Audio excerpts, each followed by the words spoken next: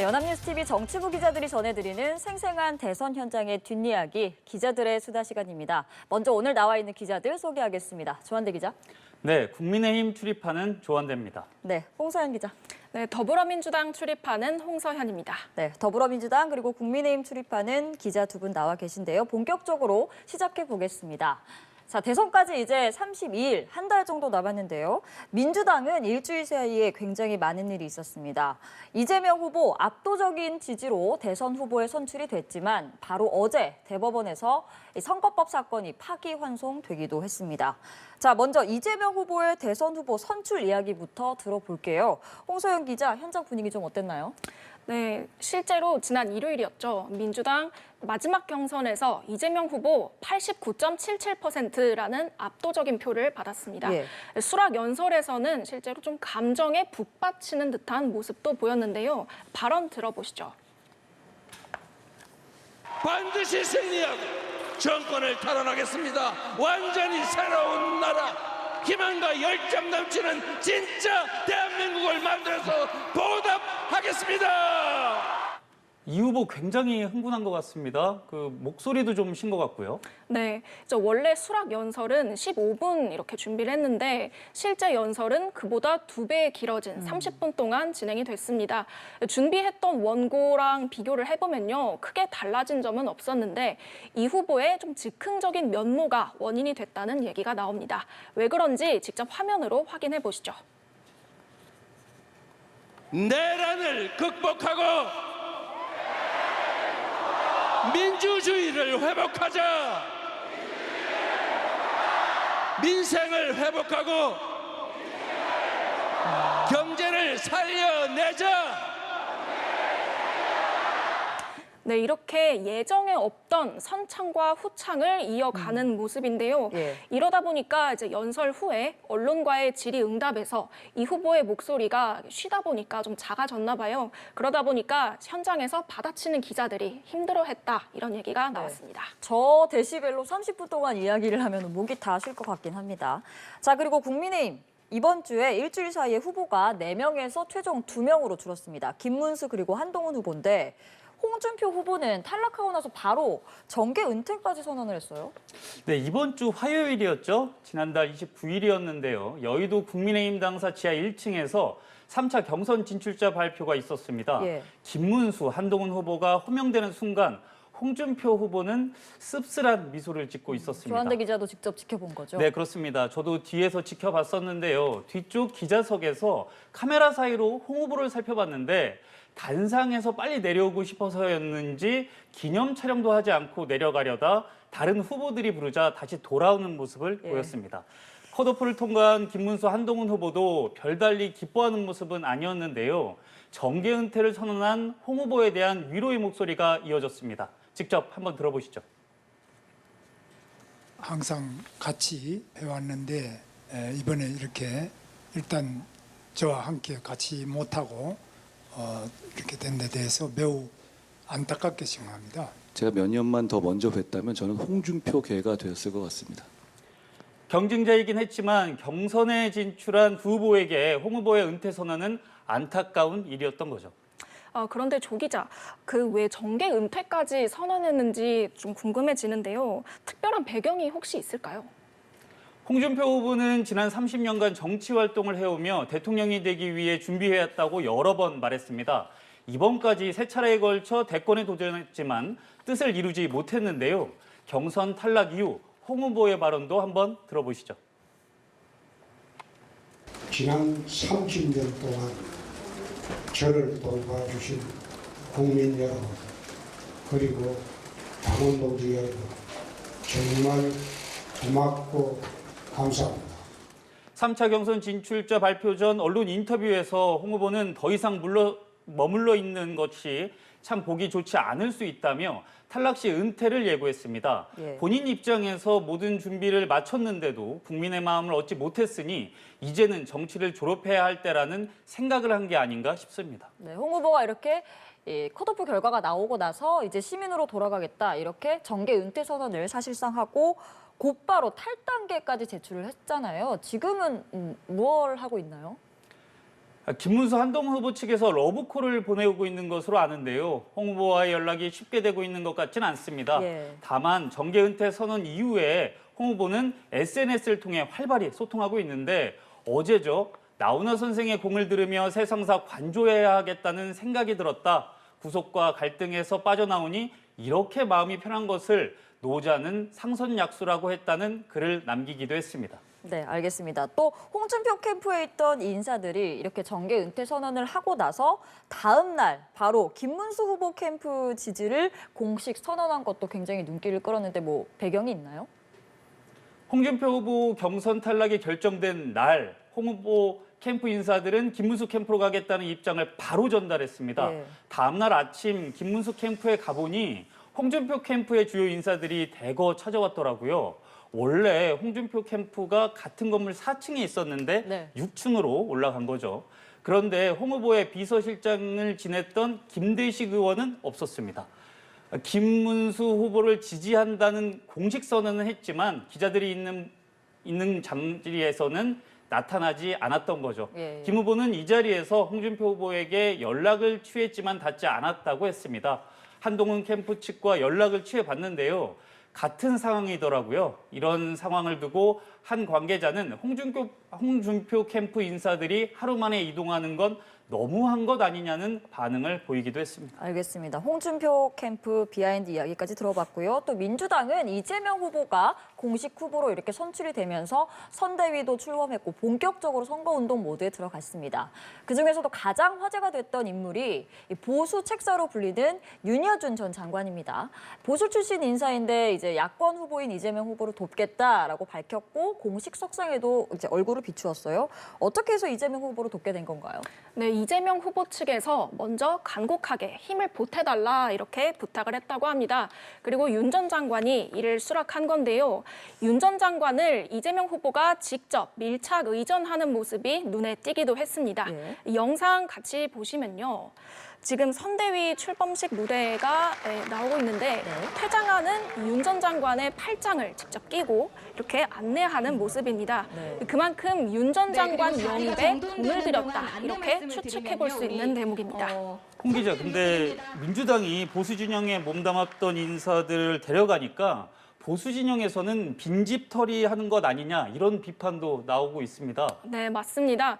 조기 대선 전부터 이재명 후보는 민주당은 중도 보수 정당이다 이렇게 주장하면서 보수층까지 공략을 해왔는데요. 예. 실제 이번 선대위 인선으로 보수 진영에서 우려했던 빈집털이가 이제 현실화됐다 이렇게 볼 수 있는 겁니다. 윤 전 장관 외에도 보수 출신 인사들이 여러 참여했거든요. 대표적으로 이명박 정부에 참여했던 이석연 전 법제처장이 있고요.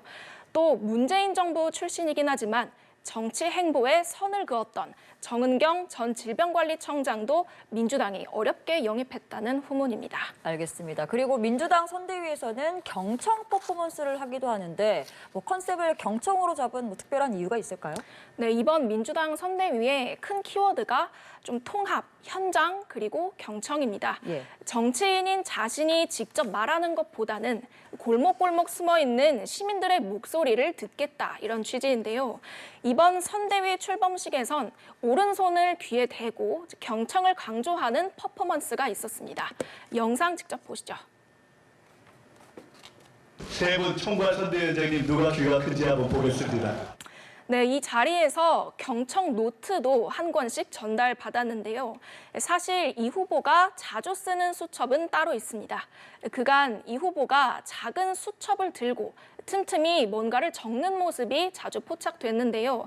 민주당 핵심 관계자는 이 후보가 성남시장 때부터 메모하는 습관이 몸에 배어 있다 이렇게 설명했습니다. 홍 기자도 뭐 잘 알겠지만 요즘 의원들 태블릿 PC 많이 들고 다니잖아요. 그런데 이 후보가 이렇게 약간은 좀 올드할 수도 있는 수첩을 들고 다니는 뭐 특별한 이유가 있을까요? 네, 저도 그 점이 궁금해서 한번 물어봤는데요. 당 지도부에 있는 한 의원은 이제 들고 다니기 편해야 하니까 정장 안주머니에 넣을 수 있는 작은 수첩을 들고 다니는 것 같다. 이렇게 전했습니다. 알겠습니다. 민주당 이재명 후보 이야기를 조금 더 해보면 최근에 선대위가 출범한 뒤에 2030 젊은 직장인들과 만났는데 여기서도 좀 재밌는 일이 있었다고요? 네, 발단은 오늘 점심 뭐 먹지라는 게임이었습니다. 네. 각자 좋아하는 점심 메뉴를 말하고 있는데 이 후보가 한 예비 신랑 참석자에게 아직 결혼을 못해서 아침을 못 먹는 것 아니냐라고 물어봅니다. 발언 들어보시죠. 아직 결혼을 못하고 있는 상태에서 아침을 거의 굶지 않나 싶은 생각이 네, 결혼해도 마찬가지고요. 아니 결혼하면 자기가 또 헤매져야 되니까 맞아요, 하는 길에 맞아요. 묻는 거죠. 네, 자칫 결혼을 하면 아내한테 아침밥을 얻어먹을 수 있지 않냐 이런 뜻으로도 해석될 여지가 있었는데요. 이 후보가 이제 자기가 밥을 해 먹여야 하니까 하는 김에 먹는 것 이렇게 재치 있게 답해 논란의 여지를 없앤 겁니다. 그리고 또 유부남 참석자와도 아침밥 이야기를 계속 이어가는데요. 발언 들어보시죠. 아침에 뭐 해드려야지 왜 이러세요? 맞벌이다 보니까 새벽부터 둘 다 출근하느라 바빠서 아침을 먹기가 어렵습니다. 맞아요. 네, 이렇게 시작은 아침은 잘 먹고 있냐 이런 안부 인사였는데 결국 아침을 챙겨 먹기 힘든 팍팍한 직장인의 현실만 도리어 부각돼 버린 모습입니다. 알겠습니다. 이재명 후보가 아침밥 챙겨 먹는 걸 굉장히 좋아하나 봐요. 자, 그리고 이제 국민의힘 이야기도 해보겠습니다. 김문수 후보가 나이를 의식해서인지 젊은 층을 겨냥한 캠페인을 계속하고 있다고요? 네, 여기서 문제 하나 내보겠습니다. 홍 기자, 김문수 후보 하면 좀 어떤 운동이 좀 떠오릅니까? 아무래도 철봉이 아닐까 싶은데요. 네, 맞습니다. 바로 철봉이죠. 자신이 철봉하는 영상을 상임위 의원들에게 보낸 경우도 종종 있다고 저는 들었습니다. 그만큼 나이에 비해 여전히 젊다는 이미지를 보이고 싶은 것 같은데요. 그래서일까요? 한 후보와의 토론 이후 캠프에선 이런 영상도 공개했습니다. 한번 보시죠. 네, 지금 영상이 나오고 있는데요.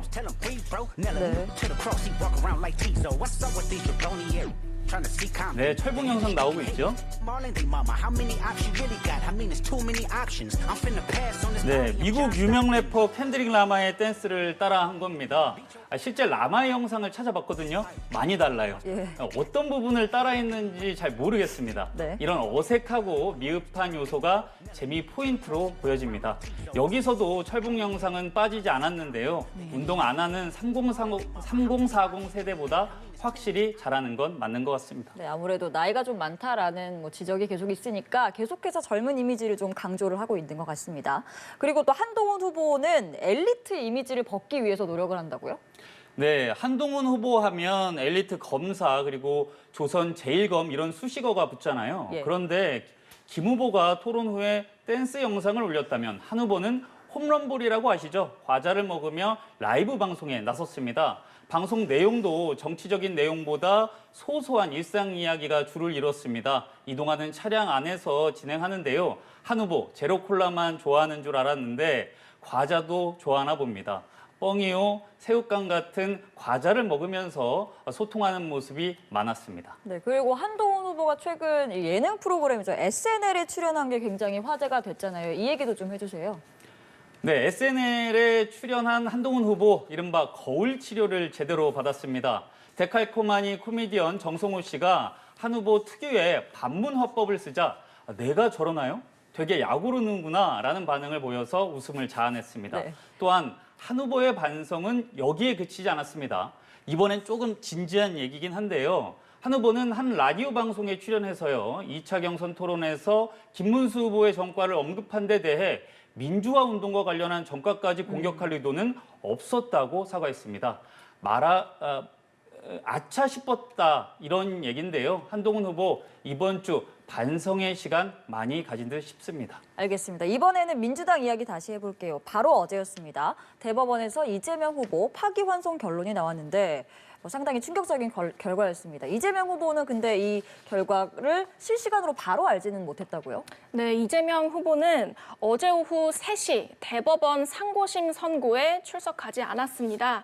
대신에 같은 시각 종로의 한 포장마차에서 간담회를 열었습니다. 네. 근로자의 날을 맞아서 배달 라이더처럼 이제 비전형 노동자들의 애로사항을 들으면서 이번에도 수첩에 폭풍 메모하며 열공하는 모습이었는데요. 이를 두고 대법원이 무죄를 확정할 것이다. 이렇게 이 후보가 자신하고 있다라는 해석이 나왔습니다. 네. 그런데 바로 그 시각 대법원이 유죄 취지로 파기환송 결정을 내렸죠. 이 후보는 이 사실을 전혀 모른 채 30분간 더 행사를 이어갔습니다. 참석자들과 기념사진을 찍고 사인도 해주면서 훈훈한 마무리를 하려고 했는데 참모가 핸드폰을 이 후보에게 건네주면서 대법원 선고 내용 알려주는 모습 영상으로 같이 보시죠. 네, 이렇게 참모가 핸드폰을 건네주니까 이 후보가 쓰고 있던 안경을 살짝 올린 채로 2, 3초 동안 굳은 표정으로 가만히 응시하는 모습입니다. 이렇게 이 후보는 대법원 선고 결과를 알게 된 뒤 기자들과 질의응답에서 결국 정치는 국민이 하는 것이다. 이런 짧은 답을 남기고 자리를 떴습니다. 네, 이후에 이재명 후보는 예정대로 이제 후보로서의 일정을 소화했다고 들었는데 반면에 민주당 분위기는 굉장히 살벌했죠. 네, 지금 선고 결과가 나왔을 때 이제 민주당에선 대법원의 노골적인 선거 개입이다, 사법 쿠데타다라는 수위 높은 발언이 즉각 쏟아졌습니다. 어제 저녁엔 최상목 전 경제부총리의 탄핵안을 기습 표결에 붙이는 일도 있었는데요. 탄핵의 핵심 사유는 마은혁 헌법재판관의 미임명이었지만 시점이 공교로웠던 만큼 대법원 선고 때문이 아니냐 이런 의문이 제기됐고요. 이에 대해 민주당은 사실과 다르다. 오히려 한덕수 전 국무총리의 사퇴와 맞물린 것이다 라고 설명했습니다.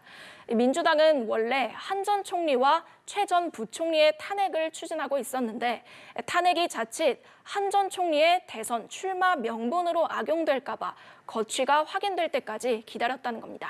알겠습니다. 국민의힘 상황은 어땠나요, 어젯밤에? 네, 어제 본회의는 사실 양당이 합의한 추경 예산안 처리 외에 별다른 이슈는 없었거든요. 예. 평소에 비하면 기자들이 많이 남아있지 않았습니다. 그런데 저희 연합뉴스TV가 단독 취재한 최상목 부총리 탄핵안 추진 얘기가 들려오면서 분위기가 급변했습니다. 의원총회 도중 국민의힘 권성동 원내대표가 우원식 국회의장실을 항의 방문했고 복도에서도 들릴 만큼 고성이 터져 나오기도 했습니다. 예. 민주당에서는 한덕수 전 총리의 사퇴를 최 부총리 탄핵안 추진의 이유로 삼았잖아요.